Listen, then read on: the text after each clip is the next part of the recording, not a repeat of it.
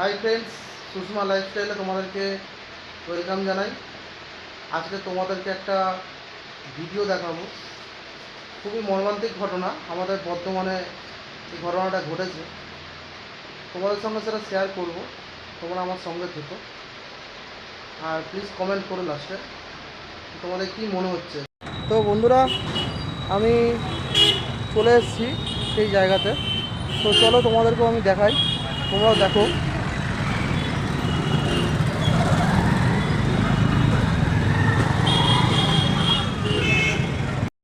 আপনারা দেখতে পাচ্ছেন বন্ধুরা, আজকে আমাদের বর্ধমানের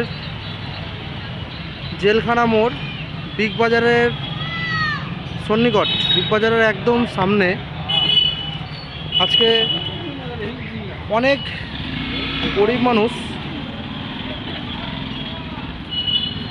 বসছিল, ফুটপাতে তারা ব্যবসা করছিল। আজকে আমাদের বর্ধমান শহর প্রশাসনের তরফ থেকে এই ব্যবস্থা তারা নিয়েছে। বন্ধুরা, আপনারা দেখছেন এই সেই বিগ বাজার, আগে ছিল বিগ বাজার, এখন আমাদের নাম পাল্টে স্মার্ট বাজার হয়েছে। এরই সামনে এই ঘটনাটা ঘটেছে। যত দোকান ছিল, যারা ফুটপাতে বসে ব্যবসা করতো দীর্ঘদিন ধরে, তাদেরকে আজকে কোনোরকম কোনো কিছু না বলে আজকে তাদের দোকানপাট সমস্ত ভেঙে দেওয়া হয়।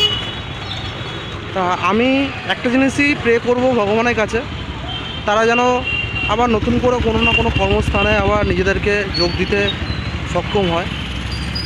আমি খুবই দুঃখিত আজকে এই জিনিসটা হয়েছে, তোমাদের সঙ্গে শেয়ার করলাম। তো বন্ধুরা, তোমরা দেখো আর তোমরাও গডের কাছে প্রে করো যাতে তারা আবার নতুন করে কোনো না কোনো কাজ শুরু করতে পারে, কারণ তাদের সবারই সংসার আছে। জানি না এটা প্রশাসন কিসের জন্য করলো, হয়তো তাদেরও হয়তো কোনো কিছু প্রবলেম হচ্ছিল। তা তোমরা প্রে করো গডের কাছে। তো ফ্রেন্ডস, আমরা এখন বিগ বাজারের অপোজিটে একজন বয়স্ক সিনিয়র একজন কাকুর দোকানে এখন এসেছি। তো আমি একবার জেনে নেব যে তাদের কি মতামত, এই জিনিসটা যেটা হলো সেটা কি খুব একটা ভালো হলো না খারাপ হলো, আমি তাদের কাছ থেকে একবার জেনে নেব। বলছি কাকু, আজকে আপনাদের এখানে যে ঘটনাটা ঘটেছে কটার সময় ঘটেছে? 12টার পরে।